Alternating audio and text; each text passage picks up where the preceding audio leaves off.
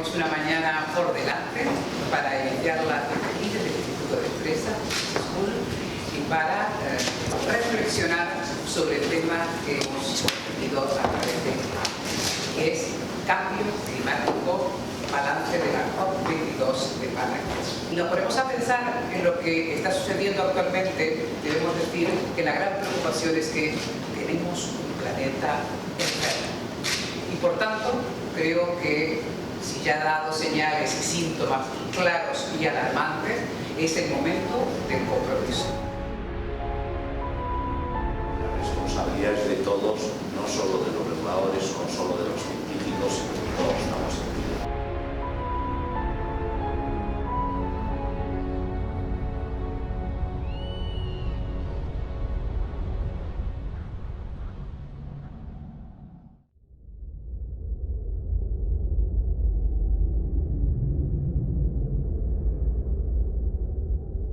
¿Por qué el cambio climático es un desafío inaplazable?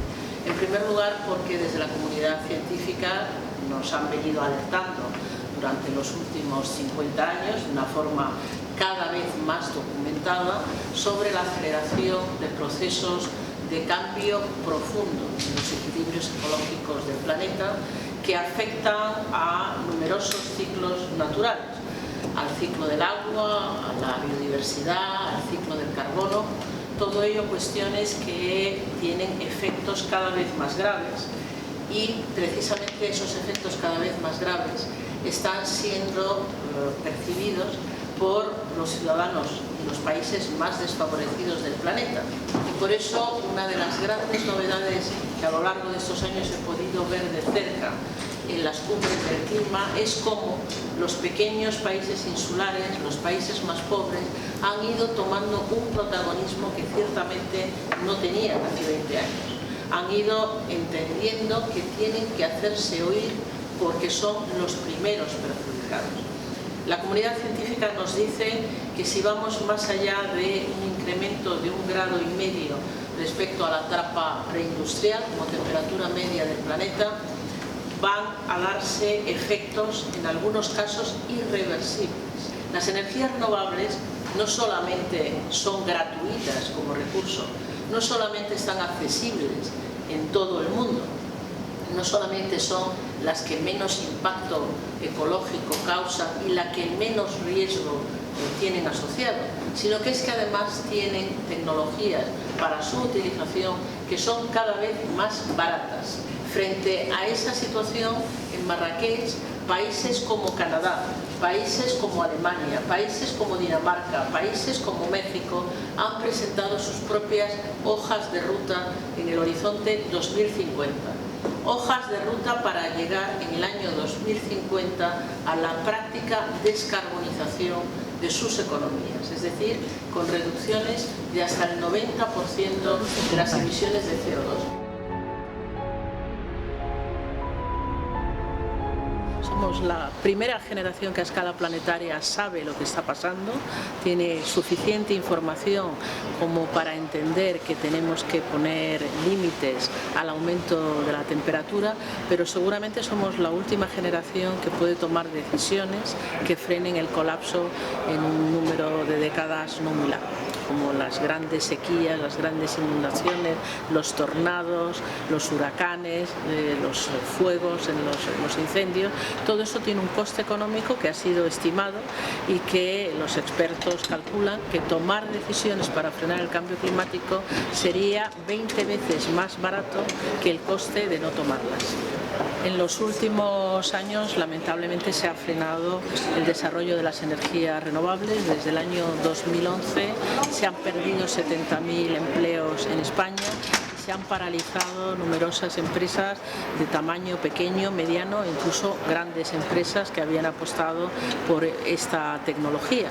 Y además existe en estos momentos una regulación de lo que denominamos autoconsumo, es decir, la posibilidad de producir nuestra propia energía que penaliza a los ciudadanos que la eligen. Y eso es completamente lo opuesto a lo que sucede en países de nuestro entorno. Yo os voy a hablar precisamente de comunicación del cambio climático, porque para llegar a esos compromisos de los que estábamos hablando antes, ¿no? Lo que es imprescindible, a lo que nos comprometamos todos los actores que estamos presentes en este escenario del cambio climático. Los actores somos la ciudadanía, es el tejido empresarial, son las instituciones. Para que nos comprometamos todos nosotros es necesario tener la información. Empezamos con un mensaje absolutamente catastrofista, o como mínimo la ciudadanía lo tomó así, y empezamos con un mensaje a largo plazo, con lo cual nos iba a pasar algo muy grave, muy grave, muy grave, y encima iba a pasar dentro de muchísimos años en un horizonte en el que la mayoría de nosotros ya no estaríamos vivos. Eso empezó en los años 90, esa forma de comunicar el cambio climático, y eso se tradujo en una respuesta del receptor absolutamente nula. Finalmente, lo que os digo es que en cambio climático tenemos pendiente que la información, esa base científica, con un lenguaje que hay que hacerlo más entendedor para la gente, no nos queda otra. El estilo, ¿cómo lo hacemos? ¿Quién hace esa comunicación? Hagámoslo todos a una y tengamos un compromiso para comunicar esa información. Y la intencionalidad. Es imprescindible que toda la ciudadanía, todos los actores sean conscientes de ello y todos en su medida tomen cartas en el asunto. Los problemas de la comunicación de cambio climático. De entrada en el emisor. El emisor han sido diferentes emisores a lo largo de la historia, se han hecho películas, cualquiera hablaba de cambio climático y eso genera muchísimo ruido. La información en sí, porque es una información complicada de entender, es una información que tiene una codificación, por ejemplo, en términos probabilísticos.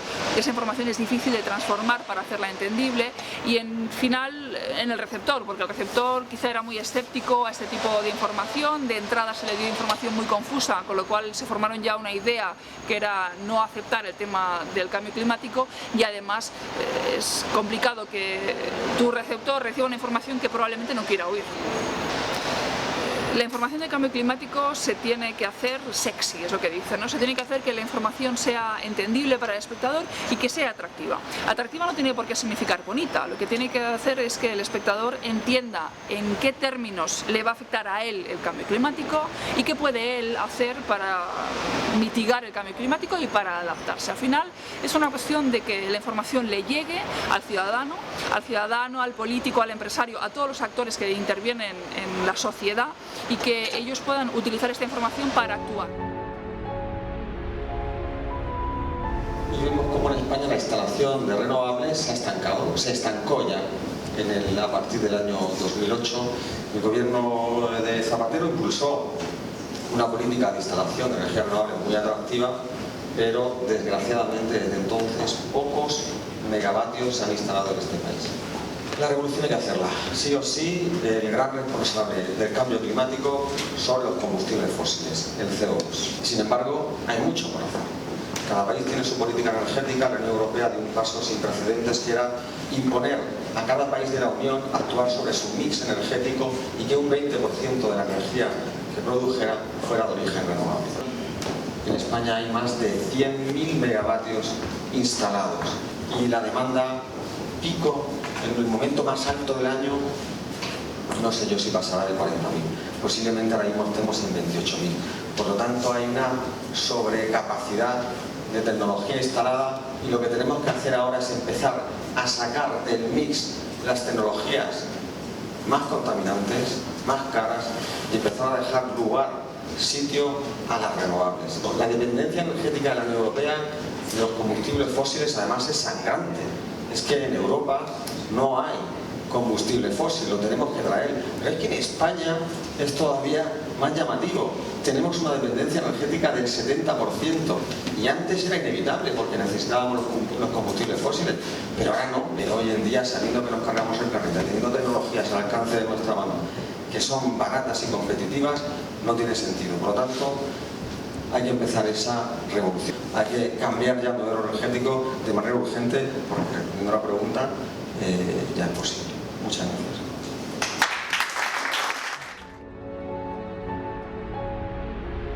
No sé si tenéis claro que es una COP, que es una cumbre de este tipo. Os explico muy rápido. Son las reuniones normalmente anuales que se celebran bajo el auspicio de las Naciones Unidas desde que en 1992 se firmó la Convención de Cambio Climático. Y desde entonces este tipo de cumbres ha intentado poner sobre la mesa un acuerdo que sea suficientemente efectivo para no ya revertir, sino hacer que el cambio climático no vaya hasta unos límites que sean inmanejables para la humanidad. El problema que ha tenido el Acuerdo de París, que se cerró hace un año, es que ha entrado en vigor excesivamente pronto. Es el tratado medioambiental que más pronto se ha ratificado por el número suficiente de países para que entre en vigor. El acuerdo es la ley general, pero luego hacen falta unos reglamentos de implementación. Y ahí está la clave. Si esos reglamentos son buenos, el acuerdo va a funcionar. Principalmente porque va a haber transparencia, es decir, va a quedar claro cada país cuánto está emitiendo, si está cumpliendo con el compromiso que él mismo se ha puesto sobre la mesa o no, si el balance mundial, si esos esfuerzos son suficientes para el objetivo que nos hemos planteado. Estaba más o menos claro que lo que se tenía que acordar en Marrakech era que en 2018 tienen que estar esos reglamentos listos. Pero en el último momento, algunos países de estos con intereses en estos sectores de las energías fósiles empezaron a decir, bueno, a lo mejor tendríamos que esperar a 2017 para acordar esto, no sabemos si a lo mejor podríamos retrasarlo un año más. ¿Por qué? Interpretan que es que están esperando a saber qué va a hacer Trump, si va a cumplir con su amenaza de sacar o no a su país del Acuerdo de París. A ver, esto ya no es un asunto que vaya de gobierno, esto es un asunto que va de empresas y esto es un asunto que va de mercados. Y esos mercados parecen que están caminando hacia unas alternativas renovables.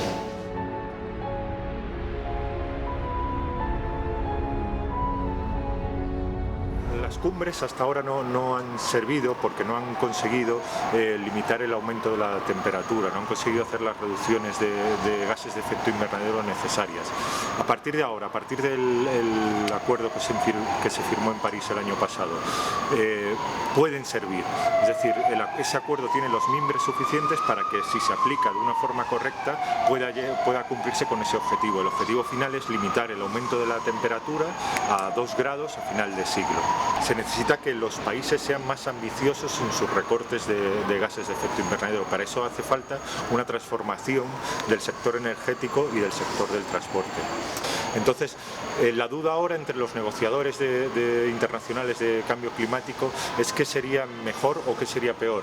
Que Trump saque a su país del Acuerdo de París y ya está, vaya el mundo por un lado y Trump y Estados Unidos por otro, o que se quede dentro del Acuerdo de París y lo boicotee desde dentro de las negociaciones. La cumbre ha sido precisamente de incertidumbre por Trump, por el efecto que puede tener Trump en todo este movimiento de lucha contra el cambio climático. Pues es también América Latina una región que, sin ser de lo más contaminante, porque no es de lo más contaminante en el mundo, sí padece muchísimos los impactos del fenómeno. En el mes pasado se conocía un informe de la FAO que advertía de cómo en la región norte de Brasil, en la parte andina y en Centroamérica, la degradación del suelo, la inutilización que habrá de mucha cantidad de terreno cultivable no va a poder ser de aquí a unos años. Esto estamos hablando que es un impacto en una actividad que representa entre el 5 y el 10% del Producto Interno Bruto de la región y el 16% del empleo regional. Dicho esto, quiero decir que la sensibilidad social que hay en estos países hacia lo que es el cambio climático es muy fuerte. En esta COP de Marrakech pude recoger, por ejemplo, que hay inquietud en cuanto a cómo el impacto climático va a afectar la ganadería, la agricultura, la pesca de estas zonas. Algunos gobiernos están interesados en retomar el concepto del refugiado climático, que por cuestiones de que ya el suelo no le da los alimentos que tiene que irlos a buscar a otro lugar. Pues ese refugiado querrá contar con las mismas garantías jurídicas que el refugiado que sale de su país por cuestiones de guerra.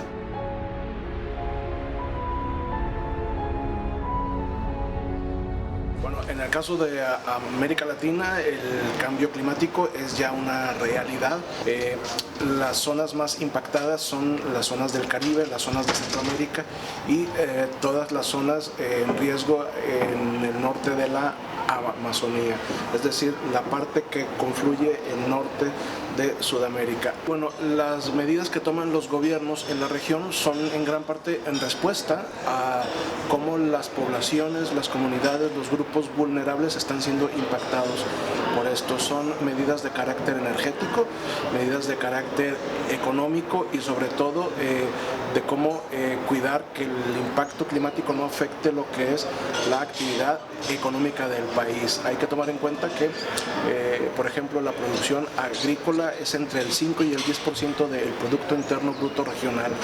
La degradación de la tierra de cultivo afectaría fundamentalmente a esto y eso obligaría a muchas personas a no poder generar alimentos y a motivarlos a desplazarse a otros lugares y dedicarse a otro tipo de actividad. Recordar que la cumbre de Marrakech lo que viene a decir, y sobre todo el protocolo de París, el Acuerdo de París, lo que viene a decir es que tenemos que estar muy por debajo de los 2 grados. Ya no vale hablar de 2 grados centígrados. Es decir, nos hemos pasado 30 años quemando combustibles fósiles a sabiendas de las empresas que eso generaba un cambio climático. De hecho, recordemos que 90 empresas emiten el 63% de las emisiones a nivel global. Así, para hacer un pequeño, digamos así, recordatorio, hace 2 días, 3 días, era el 14 aniversario del Prestige. La historia nos ha enseñado que mecanismos y estructuras democráticas poco sólidas abren la posibilidad a que empresas que no están interesadas en el medio ambiente y en el bienestar común se salgan con la suya. Si queremos llegar al grado y medio, a partir de enero de 2007, es decir, mes y medio, no podemos dar ningún tipo de licitación para nuevos proyectos que exploren, extraigan, transporten, transformen o etcétera, etcétera, combustibles fósiles. Podemos llegar a un sistema 100% renovable, no solo en electricidad, también en la industria, en el transporte, en la calefacción, en los hogares, en todos los sectores, gracias a la electrificación, energías renovables, fundamentalmente electricidad, ahorro, eficiencia energética y mucha inteligencia en la aplicación de todas estas medidas. Me gustaría acabar con un poco de esperanza. Es decir, las empresas son importantes, el tipo de negocio al que van las empresas es fundamental, ¿vale? Tiene que ser responsable con el clima. Pero los ciudadanos también podemos hacer mucho, muchísimo. ¿Cuánta electricidad podríamos producir? Pues desbancaríamos la mayor de las mayores de las grandes empresas eléctricas. La mitad de la generación de electricidad necesaria en 2050 podría ser producidas por ciudadanos, que se unen por cooperativas, que lo hacen en su casa, que en los edificios públicos, que en las pequeñas y medianas empresas, la mitad de la producción de electricidad, con renovables, limpia e independiente. Y yo entiendo que la entrada de la ciudadanía en el sector energético es la democratización del sector energético, que es el sector estratégico de un país.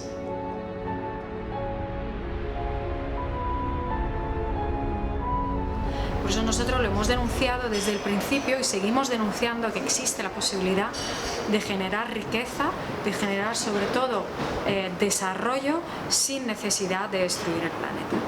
Si la lucha del cambio climático es transversal por muchas razones. La primera es que afecta a todo el mundo.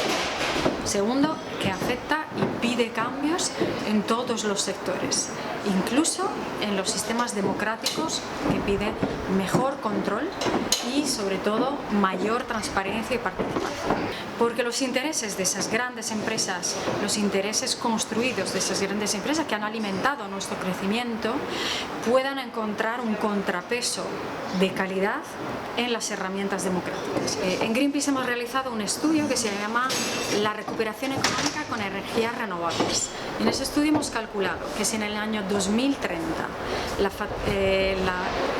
producción eléctrica en España fuese prácticamente 100% renovable, la factura de los hogares bajaría un 25% tan solo en la factura de la luz. De especies invasoras hablamos de especies exóticas invasoras. Existen especies invasoras como los líquenes, que no son exóticos, y por tanto hacen una cuestión de colonizar nuevos territorios, y existen especies exóticas que no son invasoras, como puede ser el maíz o la patata, que las cultivamos ¿verdad? Y de ahí nos salen, están ahí y gracias a Dios a ellas comemos, ¿no? sobre cuántas especies invasoras existen en el planeta hay muchos estudios. Yo me he quedado con dos referencias, una un trabajo de 2010 que habla de más de 500 especies invasoras, y otra la base de datos del grupo de especialistas de especies invasoras del IUCN, que habla de alrededor de unas 800 especies invasoras. Esto es un listado de todas las especies, de las 100 especies invasoras consideradas más peligrosas del planeta, según la IUCN, y ahí vemos principalmente muchas plantas, vemos muchos invertebrados, como he dicho, la reproducción celular y otras especies, y vemos los mamíferos y en concreto las especies domésticas. ¿Cuál es la especie más invasora del planeta? Yo cuando esto se lo pregunto a los alumnos en clase, siempre me dicen que el humano. Y en parte es cierto, pero no. Hay una especie que es capaz de llegar más allá de donde llegamos nosotros. En la Antártida, en las estaciones científicas de la Antártida, aparte de hombres, ¿qué hay? Hay ratas. La rata es capaz, éxito evolutivo espectacular, es capaz de adaptarse a todo, lo come todo, es capaz de sobrevivir a cualquier enfermedad, es capaz de llegar, estamos convencidos, mucho más allá de donde nosotros llegamos, posiblemente el centro del Amazonas de las ratas.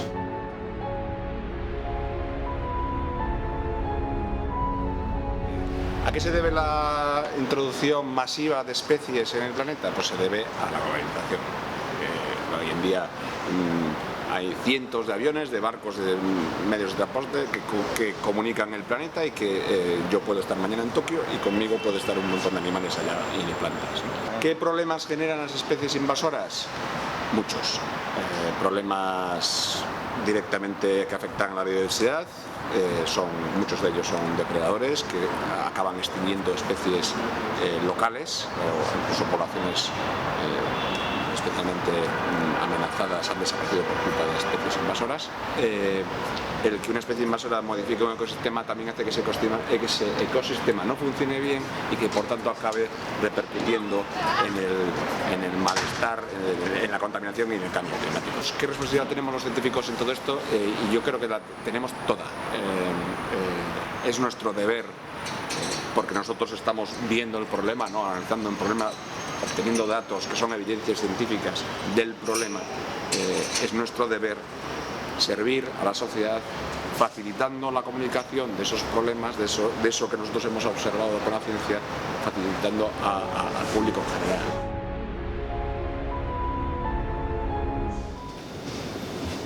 Es la evolución, está muy de moda este tipo de gráfico, de la temperatura del planeta media global, que no es uniforme. El panorama desde Kioto hasta ahora ha cambiado. Estados Unidos ha controlado parte de su energía, Europa también, pero Asia, la India, China y la India. Y con eso hacemos lo grueso del paquete, más del 70%. En el actual modelo socioeconómico, para crecer, los economistas basan su modelo en que un país, para mantener y crear empleo, necesita crecer 3 puntos del Producto Interior Bruto anualmente. Con eso doblamos en 25 años la demanda de recursos, porque es un modelo exponencial. En 25 años, si crecemos al 3%, doblamos las demandas, no hay recursos para ello. Entre el 2008 y 2013 en España hemos consumido, debido a la crisis, un 28,6% menos de energía eléctrica. Pero los ingresos de las compañías eléctricas españolas aumentaron en 1.000 millones de euros. Que a mí me expliquen el milagro. Esta es la situación.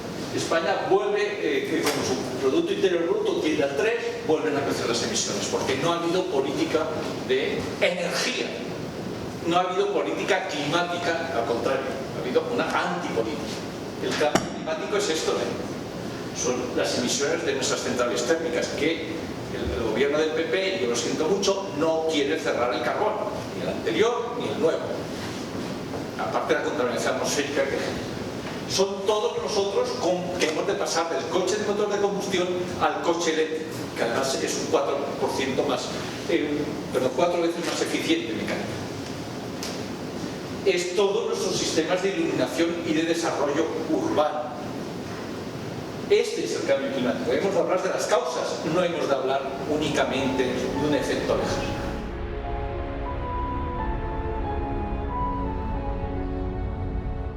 aumentar la temperatura del planeta, hay que diferenciar que ya tenemos un incremento que es muy cercano ya al grado y medio. Eso climáticamente y globalmente es muy importante, entonces no hay soluciones mágicas. Es cambiar el modelo energético, dejar los combustibles fósiles y pasar a eficiencia energética y a energías renovables. Eso es fácil de decir, la receta ya es conocida, pero el problema es que eso exige una transición energética tremenda y que eso afecta a todo el sistema político, social y energético. El modelo que salió después de la segunda político global que salió después de la Segunda Guerra Mundial está agotado en este momento, ya totalmente agotado. Porque vamos a un nuevo modelo donde la China, que era una civilización introvertida, está dando pasos a ir a una sociedad extrovertida y asumir el lideraje mundial, suplantando a Estados Unidos. Hay que cambiar el modelo energético, pero que no es solamente dejar de usar combustibles fósiles, que eso llevará un periodo de como mínimo una generación, sino que también eso implica un uso diferente de cómo estamos usando la energía. No, es verdad que un litro de gasolina tiene un potencial energético impresionante, pero hemos de ir a una electrificación de la forma de usar la energía. Eso cambia totalmente el paradigma de grandes centros de producción energía eléctrica a un mundo absolutamente distribuido de generación eléctrica y una gestión absolutamente individualizada, cooperativa, mucho más dispersa, heterogénea y dividida. En materia de cambio climático nunca fui negacionista, pero escéptico sin la menor duda. Quizás hoy un poco menos. Primero porque los datos científicos de los últimos años y en este caso los panelistas de hoy me han convencido que el futuro del planeta está en juego. En cambio, sigo bastante escéptico en cuanto a la eficacia de las COP.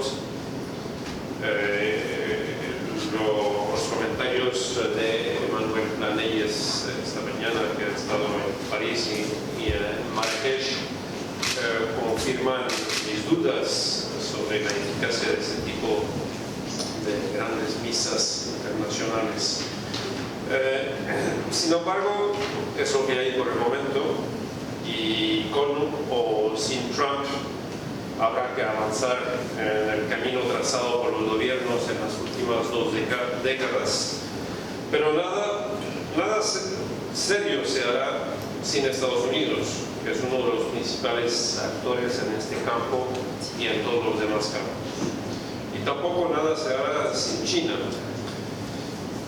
Nuestros expertos nos han hablado también del papel fundamental de las empresas y sobre todo de los ciudadanos. Lo ha explicado muy bien Mónica López al recordarnos que el mensaje catastrófico ha provocado el hartazgo del público en general y también el mío en una época. Se va a necesitar mucho trabajo para llegar a la utopía del ciudadano energético descrito hoy por Sara Pizzinato. Sin embargo, está claro que no se frenará el cambio climático sin la participación activa del ciudadano. Como lo dijo Cristina Narbona esta mañana, somos la última generación que puede evitar el colapso del planeta por el cambio climático. Es una cuestión de supervivencia para la especie humana.